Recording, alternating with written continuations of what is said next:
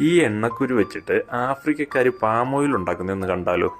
ആദ്യം ഇവര് ഈ എണ്ണക്കുരു നന്നായി പുഴുങ്ങിയെടുക്കുകയെ എന്നിട്ട് വെള്ളമൊക്കെ ഊറ്റിക്കളഞ്ഞ് ഈ ഉരുളിലേക്കിട്ട് നന്നായിട്ട് ഇടിച്ചെടുക്കും. അങ്ങനെ ഈ എണ്ണക്കുരുവിന് നല്ല ആഫ്രിക്കൻ ഇടി കിട്ടുമ്പോഴേ ഇതിന്റെ നീര് നന്നായി പിഴിഞ്ഞെടുക്കാൻ പരുവത്തിനാകും.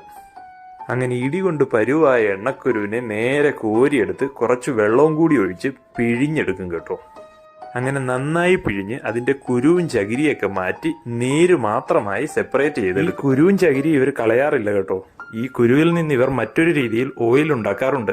ചകിരിയാണെങ്കിൽ ഉണക്കി തീ കത്തിക്കാനും ഉപയോഗിക്കും. എന്നിട്ട് ഇത് നന്നായി തിളപ്പിച്ചെടുക്കും. ഇത് നന്നായി വെട്ടിത്തിളയ്ക്കുമ്പോൾ ഇതിന്റെ മുകളിൽ പാം ഓയിൽ തെളിഞ്ഞു വരാൻ തുടങ്ങും. അങ്ങനെ മുകളിൽ തെളിഞ്ഞു വരുന്ന പാം ഓയിൽ അവർ കോരിയെടുത്ത് വീണ്ടും അതൊന്നുകൂടി തിളപ്പിച്ച് അതിനുള്ളിലെ മുഴുവൻ ജലാംശവും വറ്റിച്ചെടുക്കുന്നു. ഇതാണ് കേട്ടോ ആഫ്രിക്കക്കാരുടെ നല്ല കിടിലൻ സ്വീറ്റ് പാം ഓയിൽ.